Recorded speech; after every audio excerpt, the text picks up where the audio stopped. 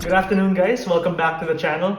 So one thing that I constantly heard throughout the course of the pandemic is that people started to gain weight. So there are many reasons why this happened, and while it's easy to blame carbs or the gyms closing down or the fact that you aren't on keto, without looking at the bigger picture, all of these are just excuses. Now, before we get started, I just want to point out that I'm not an expert. I didn't major in nutrition. I'm not a sports doctor, but I have done honest and extensive research over 5 years. And while I too have had my fair share of making assumptions and falling for misconceptions, my job is to help you not to stumble across these exact same mistakes. I also have to point out that all the reasons I'm about to list down fall under one primary reason, and that reason is that you are eating too much. Because if we're solely talking about weight loss, it's not what you eat, but how much you eat. And for people, it is determining what how much means that can make all the difference. So with that being said, let's dive right into the top 6 reasons why you might not be losing any weight. Reason number 1 as to why you aren't losing any weight is because we've become more sedentary.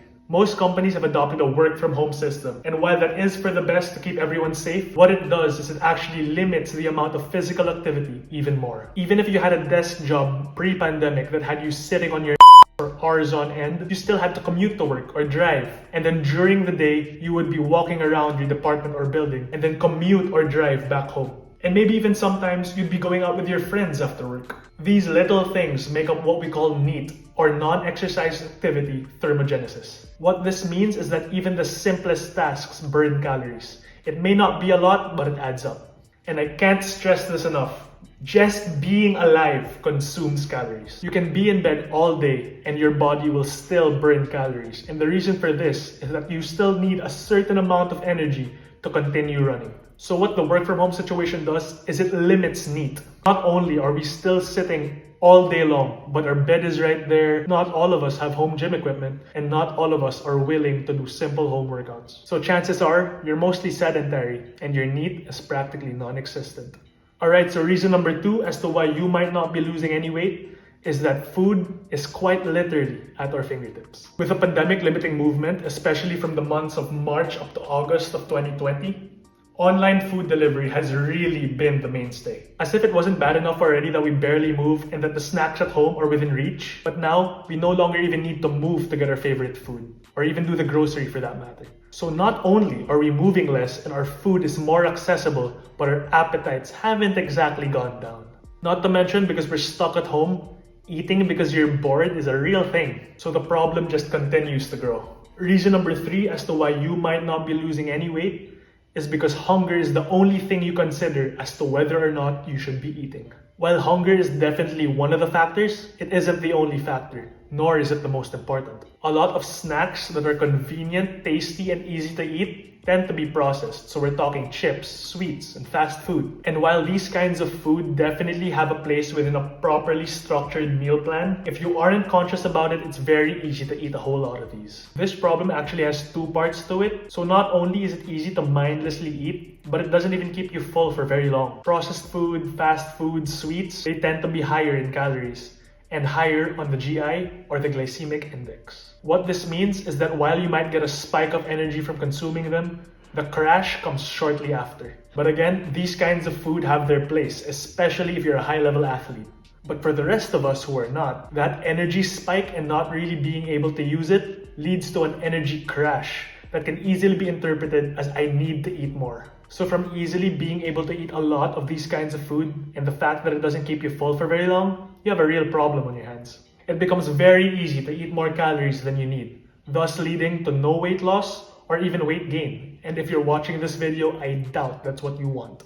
Alright, so reason number 4 as to why you might not be losing any weight is that you underestimate cooking processes. So what I mean by this is that not all food is created equal. Your homemade bulalo might not be the same as your grandmother's bulalo. The fried chicken that you bought at the restaurant might not necessarily be the same as the fried chicken you made at home. And the pizza that you bought from Shakey's, definitely not the same as Yellow Cab or even Pizza Hut.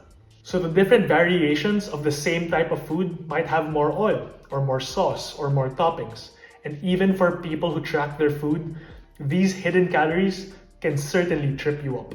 And while it takes practice to eyeball cooking processes, if you're able to break down recipes and find out how things are cooked, the accuracy of your estimation goes up. So moving on to reason number 5 as to why you aren't losing any weight is that you think that working out is all you need. This is probably one of the bigger and more common stumbling blocks that I see people have. People start to lift or go to the gym, and for some reason, they start to gain a bunch of weight. No! No! God, please, no! No! It's not that you randomly gained a bunch of weight, but because people fail to realize that working out is max only 20% of the progress that you make. Why do you think the phrase abs are made in the kitchen came to be? The real reason that you gained weight was because working out stimulated your appetite. And while yes, working out definitely burns calories, you're now hungrier than ever.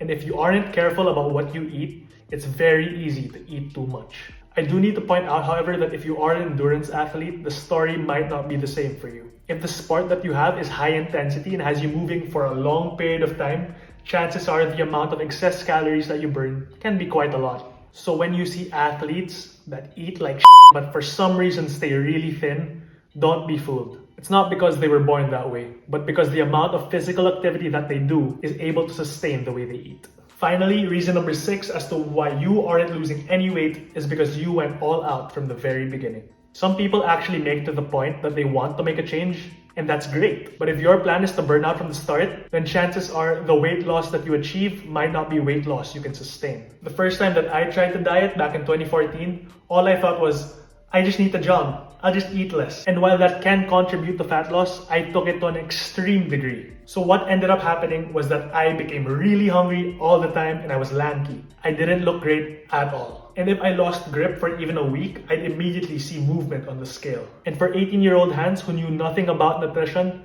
this sort of fluctuating weight loss and weight gain can be really psychologically scarring. Then to lose that weight, I'll do what I did before, which was to do extreme measures to reach the weight loss that I wanted.